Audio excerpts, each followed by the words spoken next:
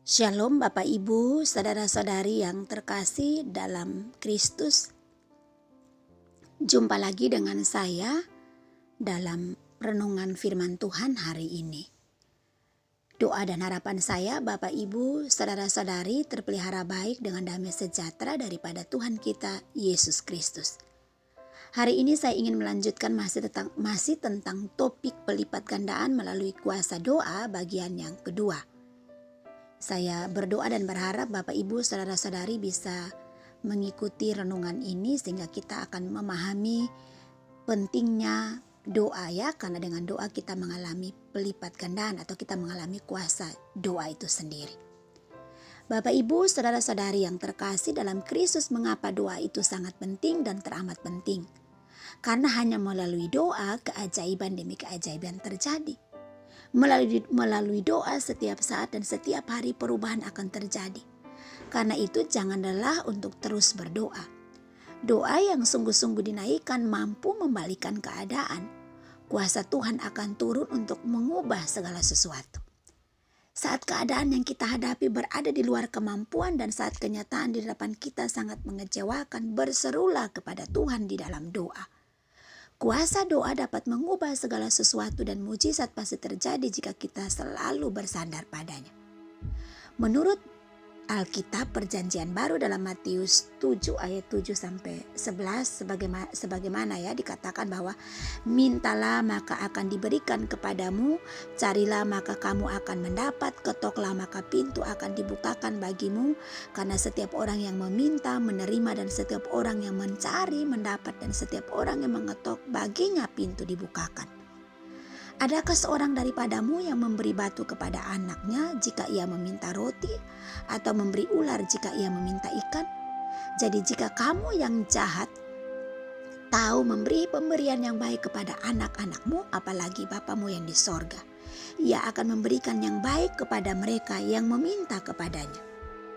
Jika doa kita belum dijawab, bukan berarti Tuhan tidak mendengar atau tidak peduli, tetapi percaya kepada Tuhan karena Dia yang paling tahu apa yang terbaik buat kita.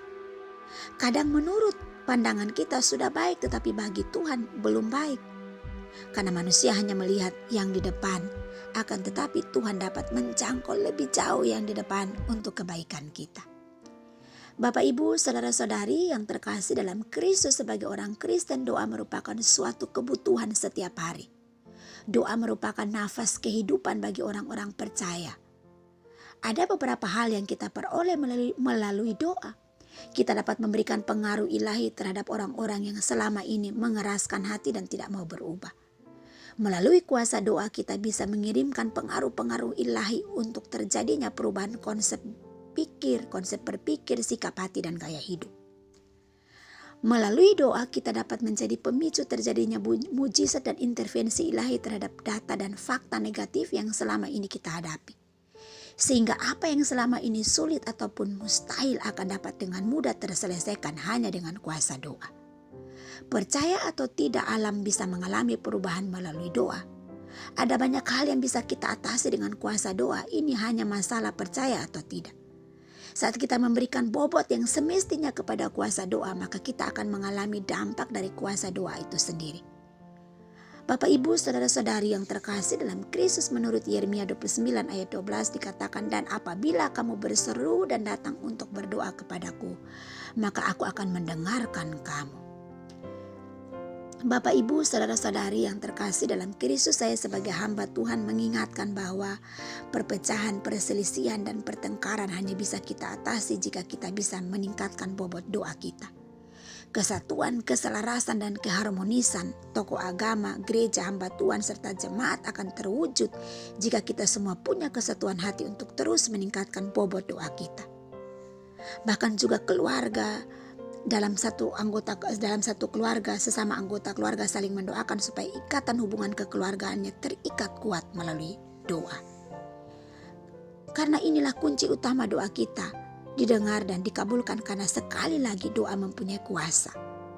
Karena itu mari kita satukan hati kita untuk berdoa kepada Allah. Jangan pernah berhenti atau jangan jemu-jemu untuk berdoa. Sekali lagi saya katakan, doa adalah nafas hidup orang percaya Itu sebabnya doa menjadi kebutuhan khusus bagi kita semua. Hanya melalui doa kita dapat berbicara kepada Tuhan dan menceritakan segala keluh kesah kita kepadanya. Namun pada titik atau fase tertentu tidak sedikit dari kita yang mengalami dehidrasi alias kekurangan iman. Bapak Ibu, saudara-saudari yang terkasih dalam Kristus, ketika doa yang kita panjatkan tidak kunjung terkabul, banyak dari kita yang kehilangan iman dan menganggap bahwa doa tidak punya kuasa. Kita semua tahu bahwa pemikiran tersebut adalah salah, tapi pada faktanya masih banyak dari kita yang mengalami hal itu. Bagi kita yang ragu dan kurang percaya akan kedahsyatan doa, berikut ada beberapa ayat Alkitab yang membuat kita percaya kembali tentang kuasa doa.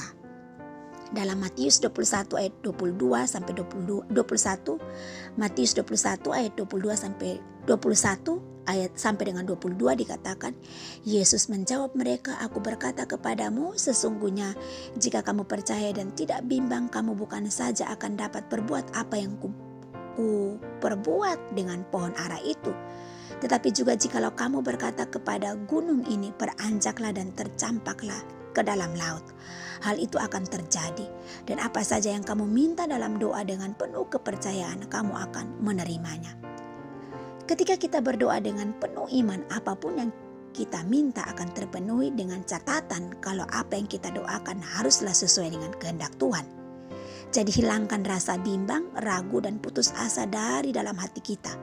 Percayalah melalui doa kita bisa melakukan hal besar bersama dengan Tuhan. Lalu kemudian dalam Markus 11 ayat 24 dikatakan, "Karena itu aku berkata kepadamu, apa saja yang kamu minta dan doakan, percayalah bahwa kamu telah menerimanya, maka hal itu akan diberikan kepadamu." Kitab Markus berkata bahwa rasa percaya dan yakin adalah kunci utama dalam berdoa.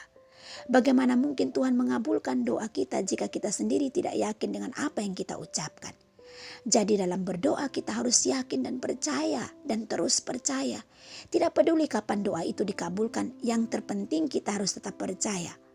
Alkitab berkata, jika kamu memiliki iman sebesar biji sesawi, kamu dapat memindahkan gunung. Lalu bagaimana jika kita memiliki iman sebesar biji salak? Wah, sudah pasti dengan kehendak Tuhan kita akan melakukan banyak hal. Banyak hal besar, bukan? Pasti jauh lebih besar lagi.